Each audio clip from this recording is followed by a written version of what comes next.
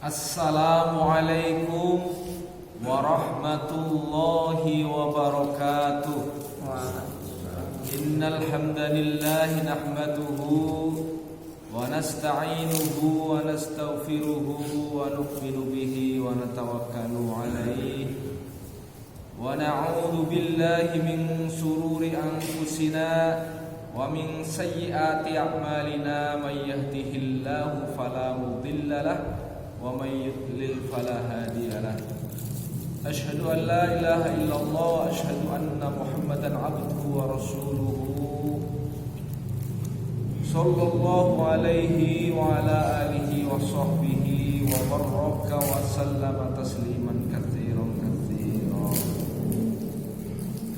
Faqad qala Allah ta'ala fi kitabihil karim, a'udzu billahi minasy syaithanir rajim. Inna fi khalqis samawati wal ardi wa ikhtilafil laili wan nahari la ayatin liulil albab alladzina yadhkuruna Allaha qiyaman wa qu'udan wa 'ala junubihim wa yatafakkaruna fi khalqis samawati wal ardi Rabbana ma khalaqta hadza batila subhanaka faqina adzabannar. Amma ba'd. Hadirin sidang sholat jamaah subuh rahimani wa rahimakumullah. Mari tak henti-hentinya kita bersyukur kepada Allah, sebagaimana tak henti-hentinya Allah mencurahkan nikmatnya kepada kita. Sebagian dari nikmat Allah subhanahu wa ta'ala yang telah dicurahkan kepada kita sekalian adalah bahwa Allah memberikan kesempatan dan kesehatan kepada kita sehingga kita dapat hadir memenuhi panggilan Allah Subhanahu wa taala dengan senang dan bahagia. Karena sesungguhnya rasa bahagia ini Allah Subhanahu wa taala akan bagikan kepada siapa saja yang dikehendaki. Salah satunya adalah kita bahagia menghadiri panggilan Allah Subhanahu wa taala. Kita berkumpul bersama di taman-taman surga.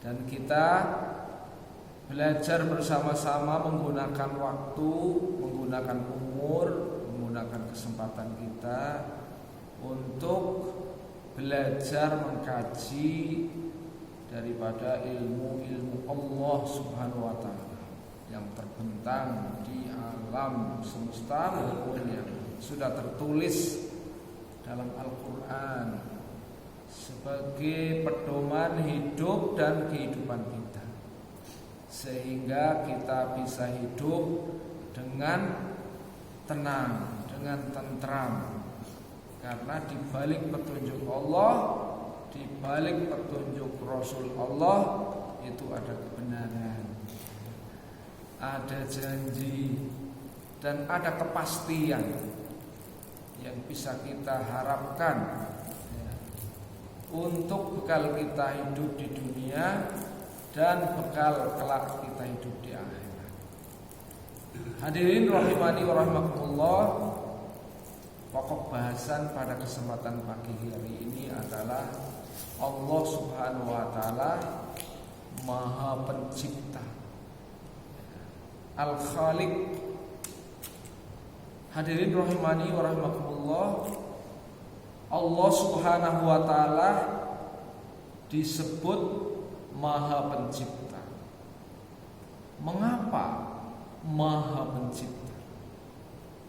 Ya, pertama, Allah menciptakan sesuatu itu tidak harus dengan menggunakan bahan. Allah menciptakan sesuatu dari yang tiada menjadi ada. Kalau manusia itu tak pantas disebut maha, ya. Karena penciptaan Allah berbentuk karena penciptaan manusia ya, itu harus menggunakan bahan. Sehingga sebenarnya yang tepat itu merubah saja gitu ya.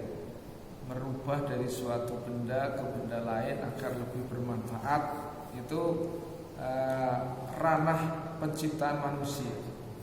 Tapi kalau ranah penciptaan Allah itu adalah menciptakan sesuatu dari yang tidak ada menjadi ada. Ini tidak pernah terjadi pada manusia. Itulah Maha Pencipta. Bahkan lebih dari itu, Allah Subhanahu wa taala menciptakan dengan qudrah dan iradah. Dengan kun, maka semua yang dikehendaki akan terjadi. Allah menciptakan manusia ya, dari awal kejadiannya manusia ya, Nabi Adam tidak punya ayah, tidak punya ibu, tapi tercipta seorang manusia. Kemudian Allah menciptakan Hawa ya, hanya dari seorang laki-laki, maka terlahir daripada seorang manusia, yaitu Hawa yang diciptakan dari bagian ya tulang-tulang yang diambil dari Adam. Ya. Kemudian Allah menciptakan manusia bisa jadi dari ibu ya, tanpa ayah ya. Tanpa ayah maka terlahir seorang manusia hanya dari ibu, yaitu kita kenal bagaimana Isa al-Masih dia lahir dari seorang ibu, yaitu Maryam ya. Allah menciptakan dengan penciptaannya ya, menciptakan seorang lelaki dari seorang ibu. Allah menciptakan manusia lengkap ya melalui proses penciptaan dari seorang ibu dan seorang ayah sebagaimana layaknya kita semuanya. Itu bagi Allah Subhanahu wa taala perkara yang mudah. Hadirin rahimani wa rahimakumullah. Jadi penciptaan Allah Subhanahu wa taala itu adalah penciptaan yang sempurna. Allah menciptakan dengan kekuatannya, dengan kudrahnya, dengan kun fayakun, maka akan terjadi. Yang kedua, bahwa penciptaan Allah itu tidak pernah ada yang sia-sia. Bahwa Allah ciptakan segala sesuatu itu punya nilai, punya manfaat. Dan nilai serta manfaat yang ada dalam setiap penciptaannya itu dihajatkan oleh setiap makhluk. Setiap manusia itu berhajat kepada manfaat yang Allah SWT ciptakan. Tidak ada perkara-perkara yang Allah ciptakan dengan sia-sia. Rabbana ma khalaqta hadza batila subhanaka faqina adzab. Tidak pernah ada ciptaan Allah yang sia-sia. Hadirin rahimani rahimakumullah. Barangkali mungkin sebagian kita bertanya, lah kalau gitu kopok gunanya untuk apa kok Allah ciptakan dalam telinga kita?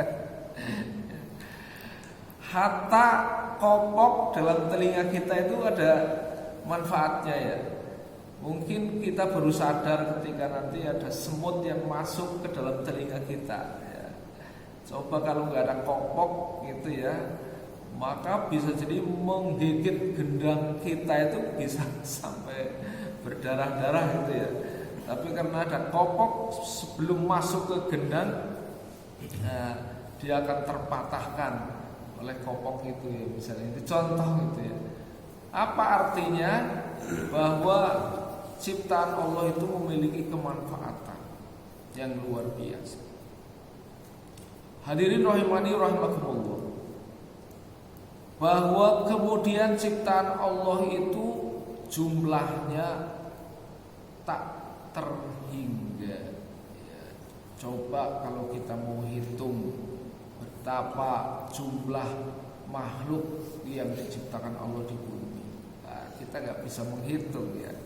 Jenisnya saja mungkin repot ya, kita tidak bisa menghitung jenis-jenis makhluk yang diciptakan, bukan jumlahnya gitu ya. Berapa jenis ikan yang ada di laut, jenis tok itu kita masih bingung. Ikan ini, ikan itu ditemukan lagi. Jadi kita baru bisa menghitung selama yang ditemukan. Kalau kita menghitung selama yang ditemukan, berarti masih banyak yang belum ditemukan. Bahkan kita yang kita lihat dengan yang tidak kita lihat itu lebih banyak yang tidak kita lihat gitu ya. Misalnya kalau kita melihat daripada lautan, pertama mungkin kita hanya melihat laut gitu, tapi begitu kita terjun ke dalamnya, ternyata ada karang, ternyata ada ikan berbagai jenis, ternyata ada minyak, tambang minyak, ternyata ini luar biasa ya. Jadi kita melihat daripada sesuatu ya, maka yang kita lihat dengan yang belum kita lihat masih banyak yang belum kita lihat ya. Nah itu Allah ciptakan dengan kekuatannya, dengan kekuasaannya luar biasa. Dan semua ini diciptakan untuk manusia. Alladzi khalaqalakum ma fil ardi jami'an. Dialah Allah Subhanahu wa taala yang menciptakan bagi kalian ma fil ardi jami'an, apa-apa yang ada di bumi semuanya. Ya. Nah, ini Allah ciptakan untuk apa? Walaqad khalaqnakum fil ardi wa ja'alna lakum fiha ma'ayish qalilan ma tashkurun. Ya. Allah ciptakan ini semuanya ya untuk hajat hidup manusia, untuk penghidupan manusia. Tetapi sebagian kecil manusia yang bersyukur kepada Allah Subhanahu wa taala. Jadi Allah Subhanahu wa taala menciptakan manusia, menciptakan semua piranti ya hidup dan kehidupan manusia. Cuman banyak manusia yang tidak bersyukur terhadap ciptaan Allah ini ya. Hadirin rahimani wa rahmakumullah, apa ciri-cirinya tidak bersyukur ya. Tidak bersyukur terhadap ciptaan Allah ini. Yang pertama, manusia tidak kembali untuk menggunakan semua apa yang Allah sediakan ini sebagai alat beribadah kepada Allah. Manusia itu biasanya diuji dengan ujian yang sedikit saja lupa ya. Ujian itu ada dua. Mungkin ujian itu sesuai dengan hawa nafsu kita, mungkin tidak sesuai dengan hawa nafsu kita. Kebanyakan orang diuji yang tidak sesuai dengan hawa nafsu kita itu kufur ya. Kufur karena apa? Karena menyalahkan Allah ya. Lurutnya gini gitu ya. Tapi kalau diuji sesuai dengan hawa nafsu kita, itu takabur dan lupa. Udah disediakan ini, sediakan itu, dikasih ini, dikasih itu, dikasih ini, semuanya masih kurang. Kalau sudah berlebihan malah untuk kesenangan hawa nafsunya. Ya, lupa kepada Allah, berbuat maksiat ini, maksiat itu, berbuat macam-macam gitu ya. Inilah hadirin rahimani rahimakumullah. Manusia ini memerlukan petunjuk, memerlukan bimbingan terus ya, supaya walaupun diuji dengan perkara-perkara yang tidak disukai dengan hawa nafsu, dia tetap bersabar. Walaupun dia diuji sesuai dengan apa yang diinginkan oleh hawa nafsu, dia tetap bersyukur, tetap tetap untuk menggunakan semua kenikmatan yang Allah berikan dalam kerangka mentaati Allah Subhanahu wa taala. Hadirin rahimani wa rahimakumullah. Dan ciptaan Allah ini ya senantiasa Allah Subhanahu wa taala akan uji. Diuji di dunia dan kemudian dimintai pertanggungjawaban di akhirat. Diuji di dunia adalah agar supaya Allah Subhanahu wa taala tahu bagaimana hamba-hambanya menggunakan kenikmatan itu. Sedangkan akan dipertanggungjawabkan di akhirat, artinya setiap apa yang kita manfaatkan di dunia ini itu adalah akan dihisab oleh Allah Subhanahu wa taala. Jadi hisab ini mungkin perkara yang mudah disebutkan ya, tetapi perkara-perkara yang berat. Karena setiap apa yang kita nikmati di dunia, kenikmatan yang Allah berikan di dunia ya, itu akan ada pertanggungjawaban. Dari mana kau dapatkan, kemana kau belanjakan. Nah ini luar biasa pertanggungjawaban kita di hadapan Allah Subhanahu wa taala. Hadirin rahimani wa rahimakumullah, bahkan apa-apa yang terbesit dalam pikiran kita ya, itu semuanya juga akan dihisab oleh Allah. Ya. Lillahi ma fis samawati wa ma fil ard wa in tubdu ma fi anfusikum aw tukhfuhu yuhasibkum bihillah. Ya.